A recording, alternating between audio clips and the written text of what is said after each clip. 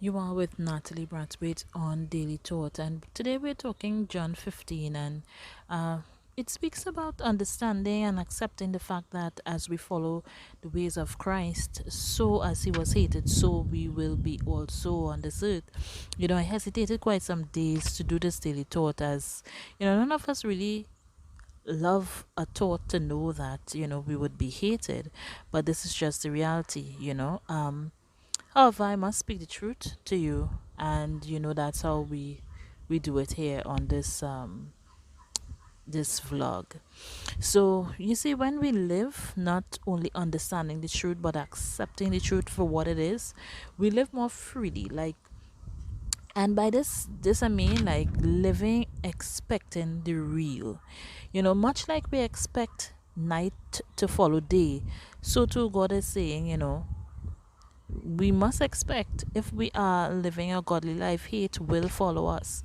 Those who are living for the enemy, those who are living for the devil, who are evildoers, who are allowing him to work in and through them, they will hate us, no matter how good we may try to treat them, no matter how good we may try to live.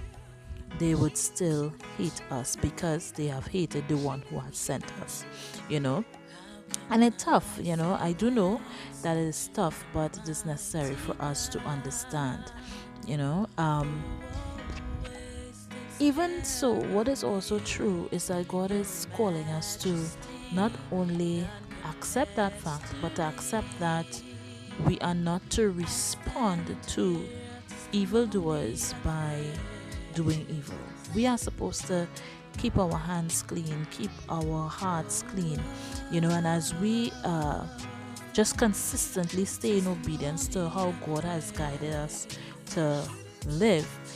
Jesus on the cross, even though they were killing him, he said, Father, forgive them, for they know not what they do. And so that's basically the example of what he's showing us that we are supposed to do, or we are supposed to say when evildoers show their hate or throw their hate in our direction. Because what in essence he is saying is that he's not fighting against them, but his father would take care of everything that is concerning him. And so when we stay in consistency with obedience to Christ, remember, God has already promised us that he walks with us, he fights for us, and he gives us the victory. So we may think by us just doing what God says to do and put them into God's hands, we may think, well, how can I let them go so easily? I need to do something. But if we do something, then there is nothing for God to do, and when God does it, it is well done, And when we are good to people who do evil, we are really heaping coals upon their heads, because our good, God is seeing that our heart is in the right place, and he is doing what he has to do for us. It's not like, when I say we heap coals on their heads, it's like kindness, like it brings, it is like a love language to God's heart. So when we do that and God sees us doing that and he's fighting for us, we are assured of the victory, And so I'm just here today to say, may God's grace guide us through our own transformation, because it is a transformation for us to become that type of people. Because sometimes, honestly, we just don't feel to do that. We know it's the right thing, but we really don't feel to do that. But it's not, we don't, as Christ's children, we no longer live the way how we just feel to live, how we just feel like we want to do.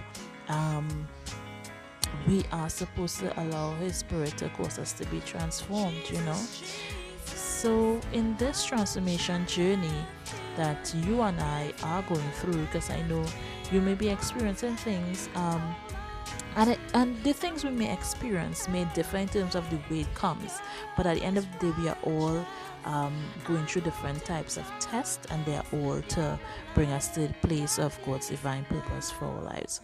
So take this nugget today: strength and peace and grace to you, and go out into the world and live a transformed life.